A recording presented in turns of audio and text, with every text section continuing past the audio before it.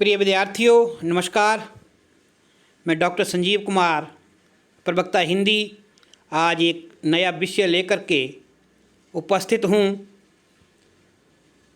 आज हम कक्षा 12वीं विषय हिंदी अंतरा भाग 2 के हिंदी पद्य में संकलित अध्याय 9 के रूप में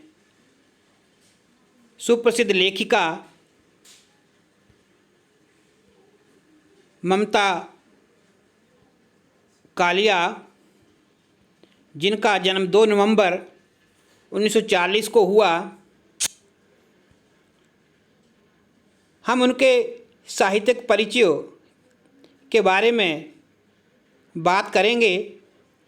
ममता कालिया जी का साहित्यिक परिचय पढ़ने से पूर्व हमें ममता कालिया जी के जो महत्वपूर्ण पक्ष रहा है उसके बारे में बात करनी चाहिए। 20वीं शताब्दी महिलाओं के उत्थान का युग माना जाता है। पुराने रीति रिवाजों, संस्कारों, सामाजिक बंधनों में जकड़ी हुई भारतीय नारी आज जीवन के हर क्षेत्र में न केवल पुरुषों के साथ कंधे से कंधा मिला रही है, बल्कि राजनीति, समाज व साहित्य आदि क्षेत्रों में उच्च पदों पर आसीन हैं।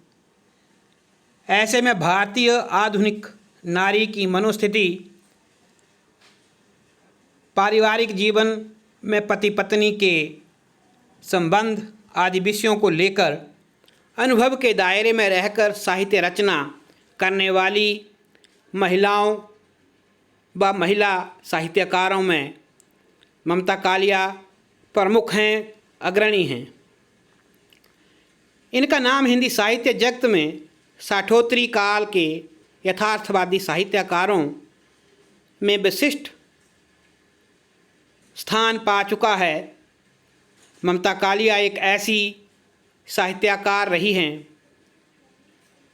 जिन्होंने अपने साहित्य में अधिकतर नारी समस्याओं को चित्रित किया है, जिस कारण इनकी गणना नारी विमर्श लेखिकाओं में की जाती है। आज के संदर्भ में ममता कालिया जी ने समाज में नारी का स्थान कैसा रहा यह दिखाते हुए उसका यथास्थिति का चित्रण किया है। अब हम ममता कालिया जी के जन्म एवं शिक्षा के बारे में बात करेंगे। ममता कालिया का जन्म 2 नवंबर 1940 को मथुरा उत्तर प्रदेश के वृंदावन में मिशन अस्पताल में हुआ। ममता जी की माता का नाम इंदुमती और पिता का नाम विद्याभूषण अग्रवाल था और उनके चाचा भरतभूषण अग्रवाल भी साहित्यिक प्रेमी थे। ममता जी की माता पुरानी रूढ़िवादी परंपराओं को मानने वाली महिला थी। इनके पिता स्वर्गीय विद्याभूषण अग्रवाल पहले अध्यापन में और बाद में आकाशवाणी में कार्यरत रहे। वे हिंदी और अंग्रेजी साहित्य के विद्वान थे। वे शंभुदयाल कॉलेज के प्रधानाचार्य भी रहे। ममता जी के पिता एक अच्छे लेखक भी थे। साहित्य के प्रति पिताजी की गहरी रुचि के कारण और स्वयं लेखन कार्य करते रहने के कारण उनके घर में हमेशा साहित्यिक गोष्ठियों का आयोजन होता रहता। विष्णु प्रभाकर, मुक्तिबोध, अज्ञ व जैनेन्द्र जैसे प्रसिद्ध साहित्यकार भी उनके घर पर आते थे। ममता की सारी मानसिकता व वैचारिकता को सजाने का काम उनके पिता ने किया है। ममता जी की शिक्षा के कई पड़ाव रहे। नागपुर, इंदौर, मुंबई, पुणे जैसे शहरों में इनकी शिक्षा हुई। उनके पिता का हर 2 साल में स्थानांतरण हो जाता था। इसी कारण सन 1961 में इंदौर से विक्रम विश्वविद्यालय से बीए की परीक्षा पास की और उसके बाद दिल्ली विश्वविद्यालय से अंग्रेजी में एमए की उपाधि प्राप्त की। ममता कालिया जी हिंदी और अंग्रेजी साहित्य की विद्वान रही हैं। अब हम ममता जी के कार्यक्षेत्र की बात करेंगे। ममता जी ने दिल्ली विश्वविद्यालय से अंग्रेजी में एमए की उपाधि प्राप्त करने के उपरांत दिल्ली के दौलत राम कॉलेज में प्राध्यापिका के पद पर नौकरी कर ली। ममता जी का विवाह 12 दिसंबर 1964 में समान धर्मी रचनाकार रविंद्र कालिया से हुआ। उसके बाद सन 1966 से 1970 तक वे श्रीमती नाथीभाई ठाकरसी महिला विश्वविद्यालय मुंबई में प्राध्यापिका के पद पर पढ़ाती रहीं। इन्होंने सन 1973 से लेकर 2001 तक महिला सेवा सदन डिग्री कॉलेज इलाहाबाद में प्रधानाचार्य के रूप में कार्य किया। 2003 से लेकर 2006 तक भारतीय परिषद कोलकाता की निदेशक रहीं। वर्तमान में अब ममता जी दिल्ली में रहते हुए स्वतंत्र लेखन के माध्यम से हिंदी साहित्य की सेवा कर रही हैं। अब हम ममता कालिया जी की रचनाओं के बारे में बात करेंगे। ममता कालिया एक प्रमुख भारतीय लेखिका हैं। इन्होंने कहानी, नाटक, उपन्यास, निबंध, कविता और पत्रकारिता अर्थात साहित्य की लगभग सभी विधाओं में लेखन किया है। हिंदी कहानी के परिदृश्य पर उनकी उपस्थिति 7वें दशक से निरंतर बनी हुई है। लगभग आधी सदी के कालखंड में उन्होंने 200 से अधिक कहानियों की रचना की है।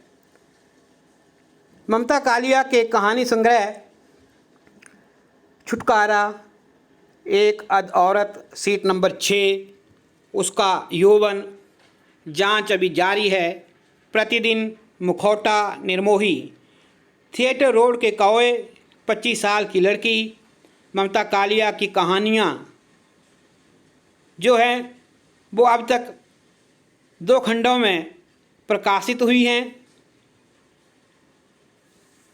ममता जी की कहानियों के रूप में अब हम ममता जी के उपन्यासों की बात करते हैं। ममता जी ने महत्वपूर्ण उपन्यास लिखे हैं। बेघर, नरक दर नरक, प्रेम कहानी, लड़कियां, एक पत्नी के नोट्स, दौड़, अंधेरे का ताला, दुखम सुखम।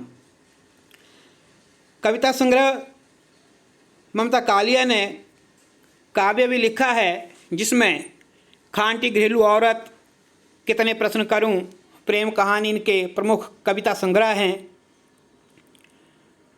यहाँ रहना मना है, आप ना बदलेंगे, ये इनके नाटक संग्रह हैं। इन्होंने संस्मरण भी लिखा है, कितने शहरों में कितनी बार, महत्वपूर्ण संस्मरण है। ममता कालिया जी ने उपन्यास सॉमरसेट मॉम के रूप में मानवता के बंधन का अनुवाद किया। ममता कालिया ने महात्मा गांधी अंतर्राष्ट्रीय हिंदी विश्वविद्यालय की त्रैमासिक अंग्रेजी पत्रिका जो कि हिंदी में है उसका संपादन भी किया है।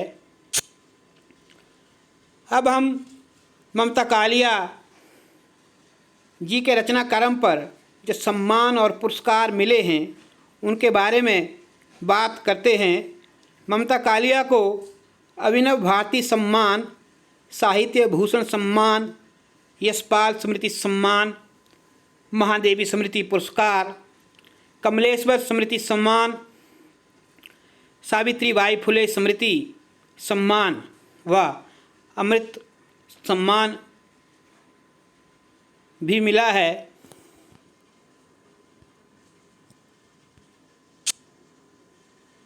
अब हम ममता कालिया जी की साहित्यिक विशेषताओं के बारे में बात करते हैं। ममता कालिया जी ने हिंदी साहित्य लेखन में कहानी, कविता, नाटक, संस्मरण और पत्रकारिता अर्थात साहित्य की लगभग सभी विधाओं में रचना की है। उनकी दूसरी विशेषता है कि लेखन में कहीं सटीक व्यंग्य है तो कहीं कल्पना और रोमानियत है। तीसरी, इन्होंने मानवीय मूल्यों और संवेदनाओं को अपने लेखन में स्थान दिया है। चौथी महत्वपूर्ण विशेषता, युवा मन के आकर्षण और संवेदनाओं को अभिव्यक्ति प्रदान की है। अब हम ममता कालिया जी की भाषा शैली की बात करते हैं। ममता कालिया की भाषा शैली की विशेषताएं हैं कि इनका भाषा ज्ञान अत्यंत उच्च कोटि का है। दूसरी विशेषता, विषय के अनुरूप सहज व अभिव्यक्ति, शब्दों की परखता, सजीवता, सरलता, सुबोधता, व्यंग्य की सटीकता और रोचकता उनकी कथा के काव्य रूप में भाषा शैली के प्राण हैं। तीसरी विशेषता, हिंदी साहित्य की कोई भी विधा क्यों ना हो, साधारण शब्दों को भी आकर्षक भाषा शैली में प्रस्तुत करना ममता कालिया जी की विशेषता है। चौथी विशेषता कि हम बात करें तो तत्सम तद्भव देशज शब्दों के साथ साथ ग्रामीण अंचल के शब्दों का भी प्रयोग किया है। तो प्रिय विद्यार्थियों, यहाँ पर ममता जी का साहित्यिक परिचय समाप्त हुआ। मुझे आशा है कि आप ममता कालिया जी के साहित्यिक परिचय को अच्छी तरह से पढ़ेंगे, याद करेंगे और इससे प्रेरणा भी प्राप्त करेंगे। धन्यवाद।